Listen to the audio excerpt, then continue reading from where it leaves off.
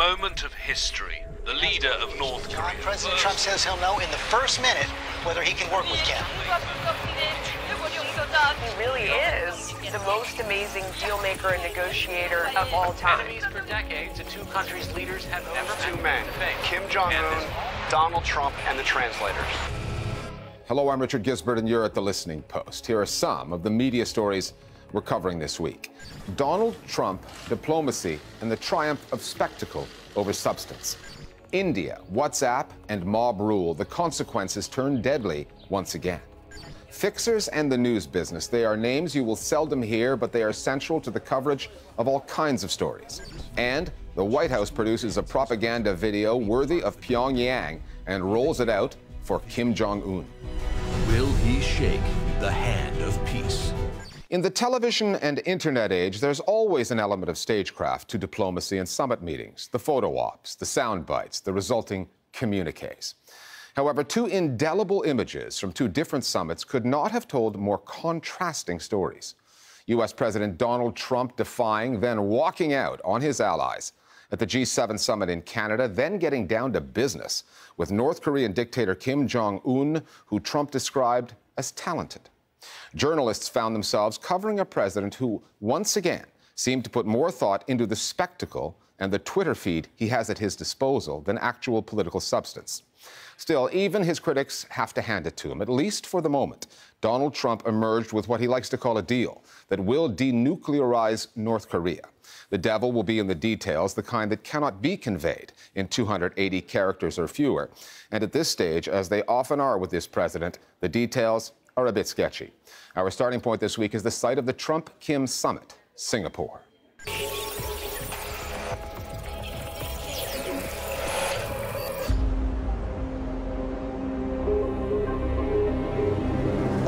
Imagine someone making a prediction just a few years ago that an American president would meet one day face-to-face with the leader of North Korea.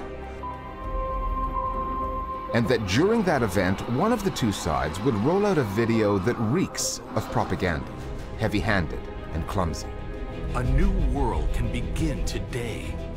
A video that speaks of a chance at a new day, a choice between the darkness and the light. Had you been told that that video would be produced not by Pyongyang And be part of a new world. but by Washington for Pyongyang, would you have believed it? Shake the hand of peace. And enjoy Many people found the video to be bizarre, including members of the media. Both of these leaders are propaganda artists within their own right. President Trump, you'll recall, rode down an escalator and launched his candidacy for president in front of dozens of paid actors.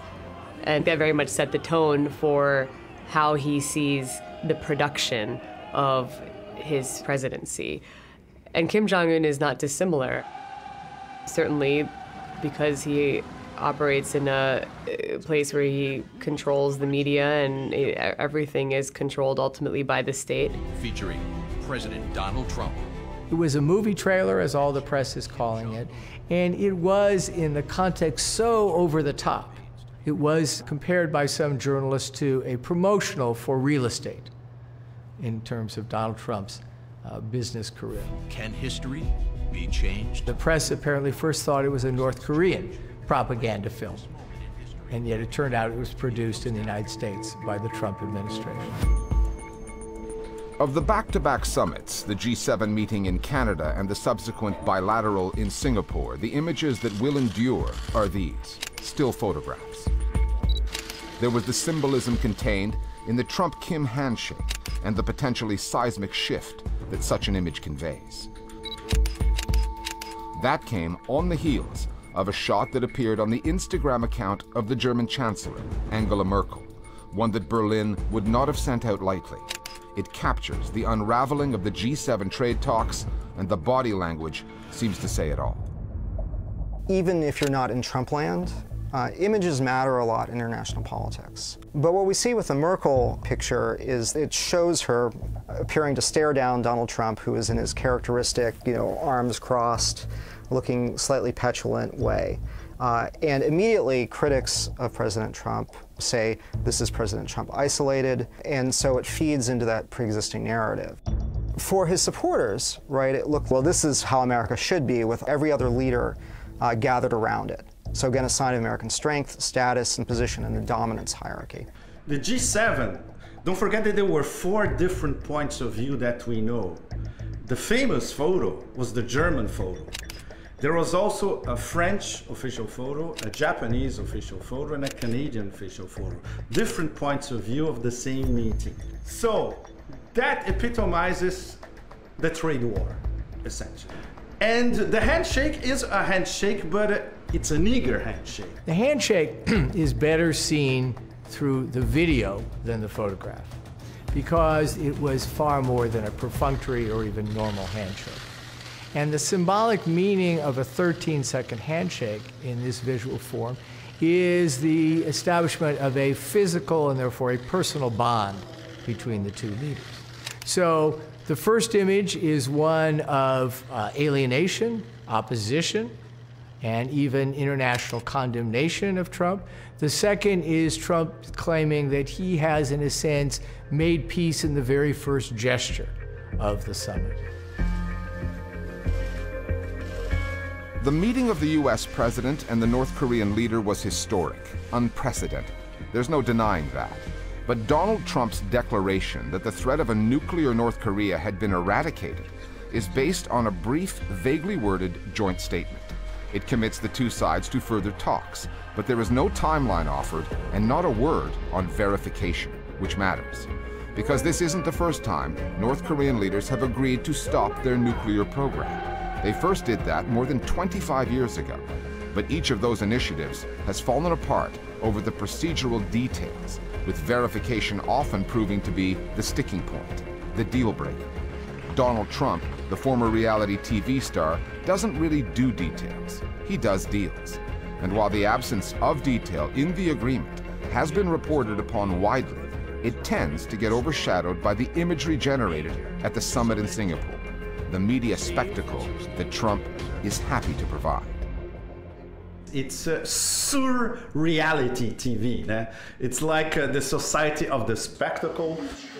And he's very good at it. With Trump, we don't know what's going to happen next. And that's what makes it a soap opera. And you, as a journalist, you should try to intersect, cross-reference the absolute craziness of the ongoing show. And is there any substance in all this? You want world politics to be boring. You want diplomacy to be boring. That means it's working well. But human beings are drawn to standard stories. We grow up watching them on television, whether it's Game of Thrones or Breaking Bad or Empire, where their personalities, their immediate relationships are driving everything that happens. And Trump, clearly, that's what he thrives on. But it's also what the media thrives on, because it's easy to tell those stories. But this is not the first administration to engage in negotiations with North Korea. President Trump's predecessors have tried to at least open up a dialogue. Some of them have walked away with similarly vague assurances of denuclearization. So the question for the media, as we put some of the spectacle behind us, what will ultimately set this deal apart from anything that President Trump's predecessors had sought to achieve? What is that verification process even going to look like? They are the kinds of questions the Trump administration does not want to answer at this stage, or cannot. So where does that leave the news media, the reporters and pundits trying to make sense of it all? In the realm of speculation, presented as analysis. I think, there are people, voters want to... And that's the problem. Because analyzing a coherent policy is complicated enough. Analyzing a spectacle in the absence of a policy is a waste of airtime and runs the risk of normalizing the abnormal. Every instinct of everybody who goes on these kinds of programs regularly is what they have to make sense of a president. Well, I think the most reasonable assessment you can make... You score points by being able to give an insightful strategic rationale for this behavior. Wouldn't have happened if it wasn't for Trump. Didn't happen under Bush, didn't happen under Obama. I don't think any of that makes sense for Trump. His impulses are autocratic. His decision-making is gut. He cares more about short-term spectacle than he seems to care about long-term strategic planning. Trying to explain Trump's behavior as if he were a normal president who did normal things is what I've termed in an academic way as analytic normalization.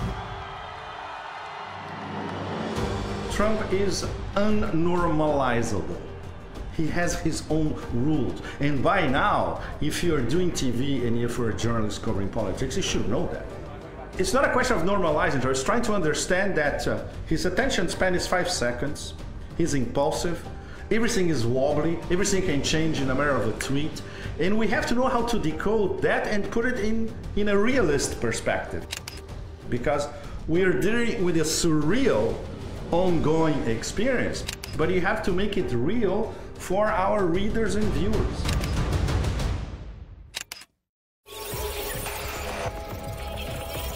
We're discussing other media stories that are on our radar this week with one of our producers, Flo Phillips. Flo, Vietnam has just passed a new cybersecurity law. How will that affect what is already a difficult climate for free speech there? Internet censorship isn't new to Vietnam, Richard. Over the past year, there have been multiple arrests with bloggers jailed over discussions of politics, environmental issues, among other things. But this new cybersecurity law is yet another tool the government can potentially use to limit dissent. The law forbids anyone online from organising anything with an anti-state purpose, spreading false information or undermining the nation's achievements. According to Amnesty International, the sweeping powers it grants the government to monitor online activity means there is now no safe place left in Vietnam for people to speak freely. And the critics of this law aren't just talking about freedom of expression, are they? They're also talking about the economic implications. Why? Because another requirement of this law is its effect on global tech firms. And we're talking here about the major players, Google, Facebook, Twitter, all of whom will now be required to store the personal data of their Vietnamese users locally. So much like them having to open up servers in Hong Kong to store the data of their Chinese users, tech companies now have to do the same in Vietnam for the estimated 55 million Vietnamese who are on social media. And that, according to the Asia Internet Coalition, will stifle the growth of Vietnam's digital economy. The new cyber law takes effect on January 1st next year. And in India, there have been more cases of fear-mongering over the messaging service WhatsApp, leading to people actually getting killed. What's the latest case? As we've reported before, Richard, India is WhatsApp's biggest market, more than 200 million users. The spreading of false messages and fake news is common, and it spreads very, very quickly, making it difficult, if not impossible, for the authorities to debunk. Recently, there's been a rash of child kidnapping stories. And when 2 men asked for directions in a small village in the state of Assam, they were attacked, beaten to death by a mob who reportedly believed they were indeed the kidnappers they'd been warned about on WhatsApp. They were just in the wrong place at the wrong time. And these WhatsApp rumors, what specifically do they consist of? What's actually being shared here? Well, people are citing messages that have been circulating about men disguising themselves as women to abduct children. And remember, one of the men killed did have long hair. And then there have been various videos, like this one that shows a child being kidnapped. In it, 2 men on a motorcycle pull up to a group of children. One of them grabs a child and then they ride off. But the video isn't even real. It may not even have originated from India. Now, at least 18 people have been arrested in connection with the 2 killings, and local mobile internet services were suspended for a day to try and stem WhatsApp messaging for a while. Okay, thanks, Flo. We're going to take a look now at the story behind the byline. When a news article is published from a foreign country, the byline tells us who wrote it. The television equivalent of that is the on-air sign-off. However, few news organizations credit the fixer, the local hire who secures that critical interview, gets access to that all-important location, who helps navigate a story rife with regional complexities. Fixers know the local news terrain and open doors few foreign correspondents ever can on their own. They're also part security specialist, part editorial consultant. They fact-check stories, and they do all of that, sometimes putting themselves at risk, but seldom get the recognition they deserve. The Listening Post's Will Young now on Fixers, so often the unsung, uncredited story behind the story.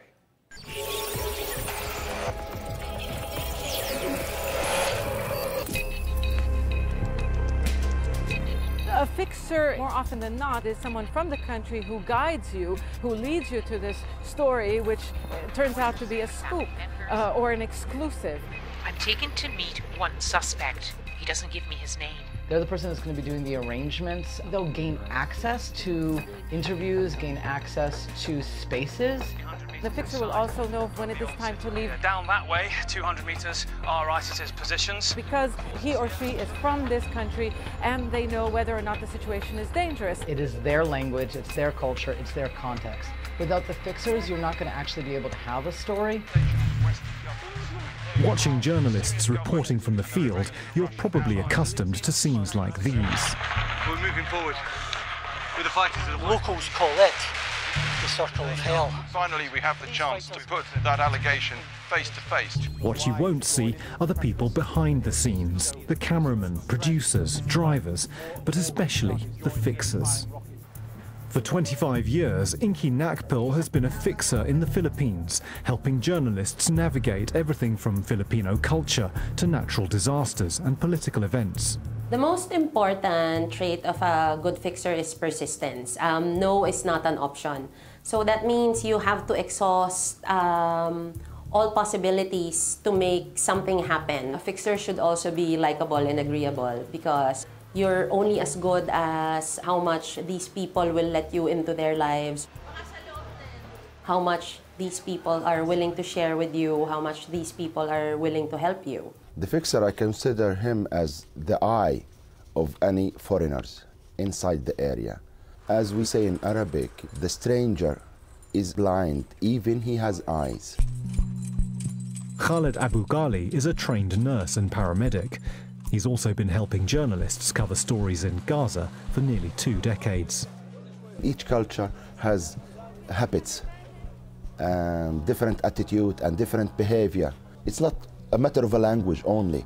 Even an Arabic journalist will come to the area and he's not well aware of what's going on. He needs a fixer. The word fixer can sometimes carry negative connotations, and it lacks the prestige of a job title like reporter or correspondent. So when a fixer dies on the job, they sometimes receive a posthumous promotion, like Iraqi fixer Bakhtiar Haddad, who died in an explosion while covering attempts by Iraqi forces to recapture the city of Mosul from Islamic State. In death, Haddad became a journalist. On the rare occasions when fixers do gain a public profile, it's usually when they're arrested, kidnapped or killed. According to a report published by the International Federation of Journalists, 24 Syrian, Yemeni and Iraqi so-called media professionals were killed during 2017 alone. And in 2015 in Turkey, Vice reporters Jake Hanrahan and Philip Pendlebury were jailed by Turkish authorities covering unrest in the predominantly Kurdish city of Diyarbakir. Pendlebury and Hanrahan were released in a matter of days, but their fixer, Mohammed Rasool, spent more than 4.5 months in a high-security prison on trumped-up charges of allegedly assisting the outlawed PKK. Mosul Dam is the front line that Peshmerga took it back from the Islamic State. When it comes to reporting complex, conflict-ridden news stories, it's not just the fixers who find themselves in the front lines. Whenever any journalist, cameraman, local producer or other media worker loses their life in a hostile environment, it serves to highlight just how much fixers are relied upon, not only to open doors, but also to be aware of what dangers might lurk behind them. The first dimension to consider the security of the team who is coming from abroad, it's to be one of his priority. This is very sensitive part and very important part, not only for the fixer, but also for the crew that he's working with, especially if there is conflict, because to be at area with conflict, your mistakes will be the first and the last one. And not only the life of the fixer will be under risk, but also the life of the others. Usually you are foreigners, so sometimes it's even the first time you actually visit the country. They're going to have to tell you what hostile situations you can face, where are the dangers. For example, they understand the language, so if there's a crowd and the crowd becomes sort of aggressive, or there's tension in the air, the fixer will know when it is time to pull out. Their responsibilities have always been varied, but as budgets for international reporting are squeezed throughout the industry, local journalists and fixers are increasingly picking up the slack. And while recognition of their work is growing, so too is the debate around crediting them. Shana Plout is a research manager at the Global Reporting Centre, an organisation that focuses on neglected news stories around the world. In 2016, she co-authored a study which aimed to bring clarity to the grey area between the role of the fixer and that of the reporter. I actually find that quite problematic, and it's something that our research also showed, because many of the fixers are actually local journalists, and they prefer to be called local journalists as well. But then when a foreign correspondent comes to a particular country, then this local journalist assumes the role of the fixer. The fixer recognizes the different roles and components into putting a story together. The journalist is often blind to this. The terminology of a fixer, well, I think it is an adequate word. Why? Because their job is to fix things. A fixer does not really have a lot of input when it comes to editorial issues. Unlike a producer, the fixer will not come and say to you, this is the way you're going to structure the story. This is the way we have to interview this person and that person in order to balance the story. We have to make sure that, you know, these two sides are represented or they're given a voice in a certain report. That is the job of a producer. There is a very big difference between a fixer and a producer. A shared byline for the work that we do as fixers is, of course, important to us and much appreciated. But there are times when you operate on very delicate subject matter. So at times, it is also good to have your name left out. Since it is the fixer who made the initial contact and it is the fixer who is left behind long after the foreign journalist has returned to their own country. On the whole, fixers rarely receive the recognition they deserve. For all they undoubtedly bring to the story, this seems to be one of the few things they themselves cannot change or fix. I'm really happy that this conversation is actually starting to take place. I think that it's a conversation that has been taking place between fixers. It's a conversation that has been taking place with journalists as well, but it's not a conversation that's been taking place between journalists and fixers, nor between those who are producing the news and those who are consuming the news. This is a situation where somehow we think that this news is just magically appearing, and if we can have a better understanding of how news is created, we're going to have a better understanding of what the news is. Many of people, they just know the international correspondent and the news presenters, you know, but for us as fixer or for those who are working in the media, they know that behind this person is an army of people who are preparing and making this matter easy for him, gathering news and gathering articles and to make a good story and to make a good reputation for the channel. And finally, we touched on that video that the White House played at the summit in Singapore, but really didn't do it justice. It was 4 minutes long and not remotely subtle. It talked of two leaders, one destiny, and the light of prosperity. Pictures of Trump and Kim were intercut with footage of galloping white horses, waterfalls, and bullet trains. It was one part propaganda, one part movie trailer, or the type of video a real estate developer shows his prospective clients. But this could have been a case of Trump knowing his audience. Remember, the North Korean leader's father, Kim Jong-un, was a movie buff, hated America, but was a fan of Hollywood. Maybe it runs in the family. Trump says Kim Jong-un watched it on an iPad and loved it. We'll see you next time at The Listening Post.